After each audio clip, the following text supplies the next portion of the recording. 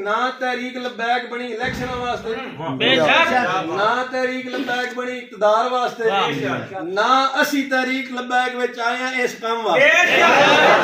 Election होए ना vote हो गए मुक गए काम मुक गया। ये साडे जिम्मे बाबा जी काम ला के गए ने, एक राह विखा के गए, उस राह ते असीं टुरना है ना, वो चंगे तकड़े होके टुरना है। एक वोट भी ना लभदा, एक वोट भी ना लभदा, जिते मुण भी असीं एक वोट भी ना लभदा जिते असीं हैं। क्यों कि असीं उन्हां दे खिलाफ खड़ोते हैं जेड़े रसूलुल्लाह दे दीन दे भी दुश्मन ने, रसूलुल्लाह दी इज्जत ते नामूस दे दुश्मन ने, ते असीं हजूर दे दीन दे पहरेदार। जित्तिया मुण कौन? असीं जित्ते हैं। इस वास्ते घबरना कुबरना नहीं। वोट थोड़े आए कि बाले आए, थोड़े बाले नाल सानू गरज ही कोई नहीं। सानू बाबा जी ने फरमाया तुहाडा काम है मैदान लाना, वो लाया जे कोई ना चंगा चुट के साडा इन्ना ही काम सी। साडे जिम्मे नतीजा साडे जिम्मे नहीं, वो मालिक दे जिम्मे। साडा काम है माली बन के ते पानी पूनी देना, फल फूल लाना, वो मालिक दा काम है, साडी जिम्मेदारी नहीं। साडा काम है रसूलुल्लाह दे नाम ते अपनी माल, अपनी जान, अपनी औलाद, अपना सारा कुछ लैके ते पेड़ विच आ जाओ। आ गए कि नहीं? जेड़े तहरीक लबैक नाल प्यार करदे, मुहब्बत करदे या मैनू जाणदे, अज जो सारे अपने दिमाग च गल बहा लो। नईम चट्ठा तहरीक लबैक अपनी शोहरत वास्ते नहीं आया, अपने माल वास्ते नहीं आया, वास्ते नहीं आया, अपने मां प्यो वास्ते नहीं आया, ना अज तक तहरीक लबैक तो एक टके का मुनाफा लिया है। ऐलानिया गल कर रहे, छुप के तो नहीं पे करता कोई। पूरे पाकिस्तान चो बंदा दस देवे नईम चट्ठे ने 1 रुपया किसी का रवादार हो, किसी जगह तकरीर की हो, किसी मैनू धक्के नाल पैसे दिते हो तो मैं ले ले तां भी मैं मुजरम।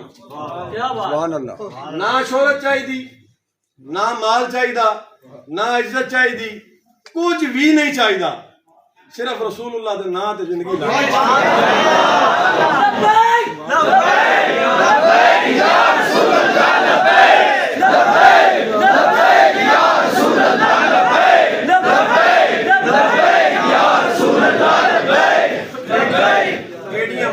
मैं कायल कोई नहीं।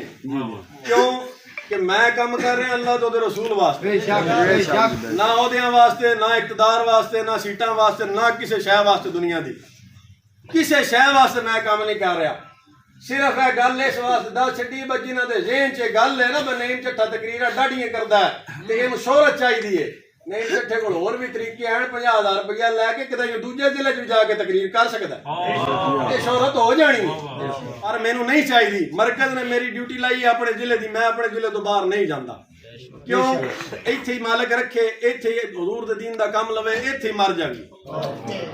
और ना पैसे चाहिए, ना कोई शय चाहिए, इज्जत भी नहीं चाहिए, शोहरत भी नहीं चाहिए। जे मालिक धक्के नाल देवे तो किसी का सड़न का की तुक बनता? सड़ने तो मेहरबानी करो, जे नहीं तो रब दिंदा तो मेरा की कसूर है? फिर पिछली बारी मैं आया, अमीर साहब ने इतराज किया कि इन्हां मंडी वाले तेन फड़ा छड़िया, पिछू हल्ले जुल्ले नहीं।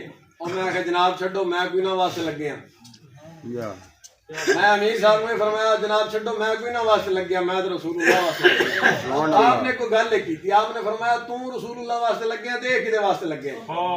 ना कोई बंदा मेरे वहम गुमान जी नहीं कि मैं फड़ी जावा, मैं मरी जावा ते मैंने पिछो किसे रलना है। हर बारी मैं जेल च हो आया, अल्लाह का शुक्र है कभी ज़हन च गल ही नहीं आई मैंने पिछो किसे रलना तो मैंने छुड़ाना है।